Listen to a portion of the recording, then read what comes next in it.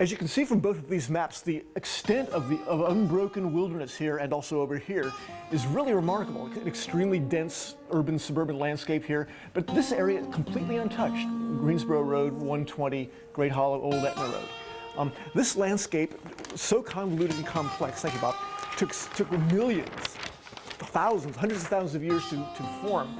And it's an absolutely astonishing, extraordinary, amazing, unique place. So rich, so complex, so beautiful, so extraordinary that it really needs to be saved, as much of it as possible intact.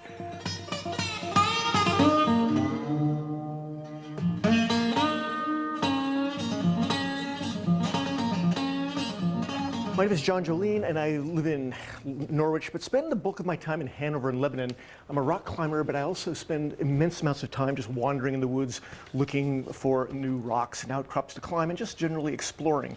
And in 1996 or so, a friend of mine, Bobby Hardage, a Dartmouth grad, took a run on Great Hollow, Old Etna Road, happened to see some rocks by the side of the road, went into the woods, emerged 5 hours later, stunned with what he had found, just blown away by the sheer quantity and beauty of the boulders, the outcrops in the Greensboro 120 Great Hollow Triangle.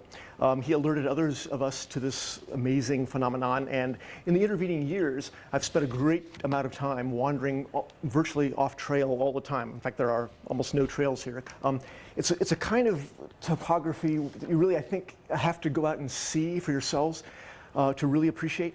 The maps themselves, the topographic maps, the USGS and other maps based on that contour interval, and there's a lot of online ones now that have even a coarser degree of a contour interval, are really insufficient to even begin to express the complexity of what's out there. At Bob Norman's request, a couple of weeks ago, I quickly whipped up my own little from memory sketch, and we'll hopefully get this digitized later, take a photograph of it. A sketch of my knowledge of basically the Rick Sledges area. I didn't include Mount Support, I was short on time, but Hypertherm is up in here, the Hypertherm Hills, Mink Brook watershed through here with the wetlands, Mink Brook itself, and so on. And the northern twin summits of Rick Sledges are here and here. The southern summit knolls are down here.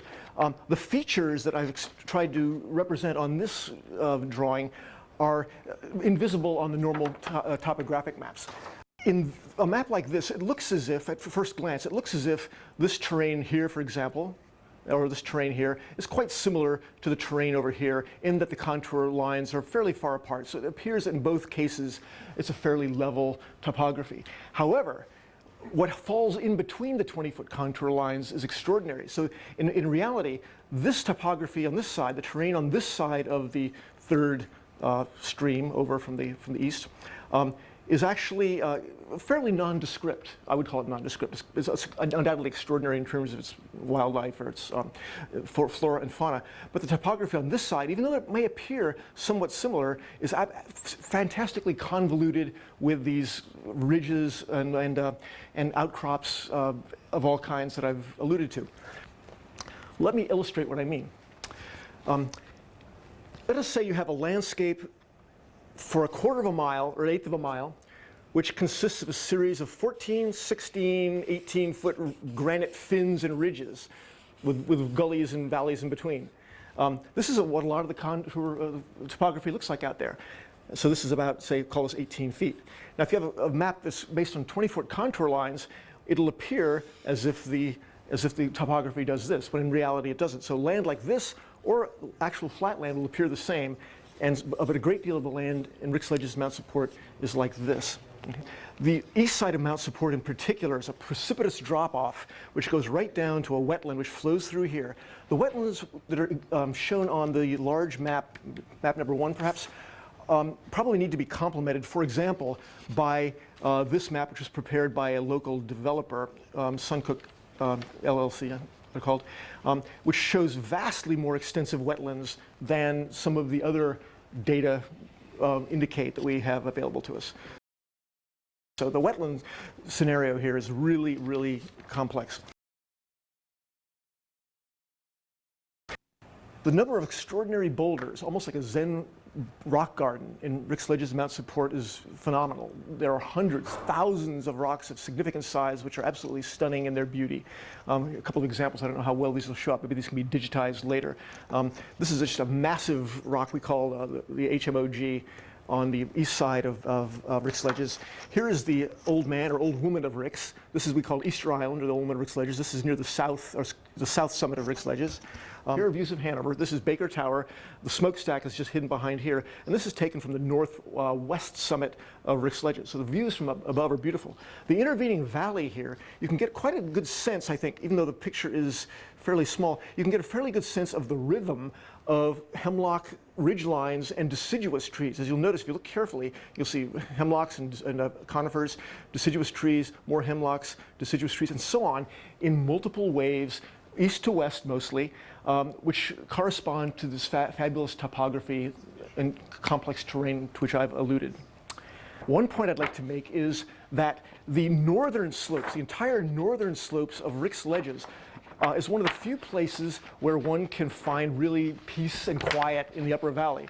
Almost any other area, even the AT uplands in Hanover, which face Route 120, and even the south and east parts of Rick's Ledges, which face 89 more or less, can really be noisy. Likewise, the lower left portion of the Rick's Ledges Mount Support Triangle. Really, really noisy places, but the entire northern slopes of Rick's Ledges are really generally very quiet. They're one of the very few places where you don't hear the roar, the background roar of automobiles in the distance. The top of Mount Support is really beautiful, and it's really remarkable also that I was alluded to the idea of the traffic sound before, but as you hike up Mount Support from, say, the back of the co-op building and go over the crest of Mount Support, on the west side, you hear this cacophony of Route 120 traffic. As soon as you surmount the summit and disappear to this beautiful alcove over on the back side, on the east side, it's suddenly quiet, just like that. Snap of a finger, it's really, really quiet. And there's a whole set of ledges, cliffs, boulders, remarkable overhanging boulders back here, which line up along the entire side of the east side of Mount Support, behind Centera and so on. It's really one of the most extraordinarily rich and complex and unusual pieces of terrain that I know in the area. There are many, many hillsides which you can see where one's pasture land, and again, they're fairly gentle. But this land is so convoluted, so complex. So it's just a wonderland. It's a magical wonderland of beauty, complexity, and so on. I mean, the number of attributes which you could use to describe the extraordinary nature of this area are endless. Basically, we're talking about a good portion of the Mink Brook watershed, this being a small delta prior to entering the Connecticut River. And we've already protected, Hanover's done a great job of protecting this lower watershed right here with the Mink Brook Preserve and the Tansy Preserve. And it actually is it's a staging area, if you will, for all types of wildlife, from aquatic to non-aquatic insects and invertebrates, as well as amphibians, reptiles, and avian species. It's truly a wetland, and a wetland you want to think of as the cradle or the womb of the web of life. And so this is a staging area for the birthing and the dispersal of all these species to move out of this area and back into the Moose Mountain area and the Signal Hill area, which are the headwaters for this area. So many species, whether they're swimming, whether they're, piscines and moving up the waterways, or whether they're avian species or bats, mammals of all types are spreading out and intermixing with with like species from other locations to enhance the gene pool. If you don't maintain the connectivity of species in an area like this with surrounding areas, then you end up with microgeographic declines, with deterioration of given species and even extinction of species as a result of a truly weakened gene pool. There's wetlands through here that, I don't know, I find them hard to describe. There's spruce and there's sort of scrub spruce fir in there, and it's almost like swamp, but they're not big trees. It's a really unique ecosystem in there, and great cover for all kinds of wildlife, including snowshoe hare. Bobcats in the last 2 years have started to re-inhabit Rick's Ledge on over to Mount Support. Prior to that, I hadn't seen any in the Hanover area at all, but there definitely bobcat area all through this region right now. A friend of mine one day was driving down 120, and right in this area right here, there was a bobcat crouched by the side of the road with heavy traffic going both ways, trying to get across through this section right here, which again is difficult. So from here, let's say roughly from here down to here, there's approximately 6 major crossings that are used, and it relates a lot to the highway fencing that's there. If there was no highway fencing along here, there'd be a whole lot more crossing going on, but it's a woven wire about 6 inches by 10 inches, a very stout fence, about 4 feet tall, and it also exists on this side of the road as well. And this highway narrows once you get down to the old Wilson Tire place right in here. And so you tend to get, there's a preponderance of crossing here versus up here, just because the highway is narrower and it's easier, there's less exposure time in getting across right there. And the first time I ever went in there, there was a bear bed right there, like a room with a view looking out into the valley there, which was truly an exceptional thing. Now there's a lot of people that work at some of the businesses and industry in Centura are making regular paths and thoroughfares and walking their dogs out around through here. And I think that's not probably in the best interest of the wildlife that's there. I agree with John that the conformation of the land surface here is really unique, and it becomes more generic as you come this way, but you've got to buffer this unique area here and this down through here. You've got to protect that with a buffer zone. If you don't, it's all going to be destroyed. It's just going to get...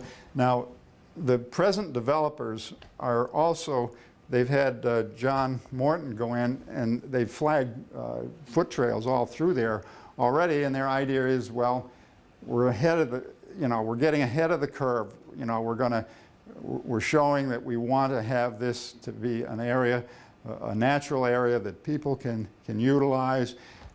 And what's so devastating in my eyes is the fact that you put human foot trails through there, and the first thing that's going to happen is everybody's going to have a dog on a leash, and then there's going to be mountain bikes in there. And to me, you've destroyed the integrity of the area as a wildlife preserve. All animals are using stream beds, and even these crossings that I was pointing to down through here often are following stream beds, okay? There's a stream bed here and there's a stream bed there. And there are culverts there. So there are culverts that go all the way across this highway right here, which would allow for mink. These streams aren't big enough for otter, but there's certainly mink could be moving through there. But going back the other way, this Mink Brook coming across here is a major crossing for beaver, muskrat, raccoon. The Conservation Council did a great job when they protected that 120 acres, but with all the housing that's going in here now, it's going to minimize the amount of wildlife that were occupying that area at the time we did the inventory on the Mink Brook Preserve. I mean, it's really going to be compromised tremendously by all the development that's happening there. And this is why we go back to this area. And, you know, if there's any way you can save the whole thing, it would be great. Animals have to be able to get in and out of this area. There's great mass crops in here, particularly red oak, a fair amount of beech. At these, especially up on the higher elevations, there was some logging done a few years ago and took some of the good oaks out of there, but there's still good regeneration in there and the potential long-term for plenty of foraging on hard mass throughout this area in here. And right up in here, there's a beech stand that has, right up until recently, has been used as a foraging area for black bears, and now some of the development in Centera is backing right up against that, and I believe that beech stand is under siege in terms of prospective development. Within a fairly restricted area, it's not a very huge area, something that you could truly call wilderness. And normally we think of wilderness as something that is in a vast expanse, usually in the western part of this country or in other countries of the world that have big open spaces. And yet here in this very restricted area, we have something that you've described as true wilderness. And what many people will be, I think, very unaware of is how special that is when you look across broader landscapes and across the region. Is this a common thing to find something like this, or is this something really very, very special that's very hard to find across the landscape? The topography there is the most exquisite and enchanting feature of the whole thing, and it accommodates the indigenous wildlife community optimally in every dimension. You know, it's totally suited, just as well suited for them as it is for someone who loves the natural landscape. And you know, so it's catering to both. And it is, yeah, it's unique. It's not just your plain old normal hillside. It's, the features are exceptional. You know, there's a little bit of biophilia, a little bit or a lot in each one of us. And, you know, that's the innate human affinity for all living things. And so I think in each of us, we can, if we look closely at this piece of landscape, we can begin to understand its value. And at the present time, the integrity, the sustainability, the viability of this landscape is intact. It's a naturally functioning landscape. And if the plans proceed as are projected at this point, the human intervention, the human intrusion, the human invasion is going to seriously compromise and jeopardize the functionality of this landscape, and it's going to produce a dysfunctional landscape. On a local level, we can probably work around that, but there's no reason to. If we don't focally and locally preserve each one, the integrity of these landscapes, on a global scale, when you get a dysfunctional landscape, you lose civilization. So in the long term, our own health and prosperity is going to rely to a huge degree on the integrity and the sustainability of this landscape right here. Thank you.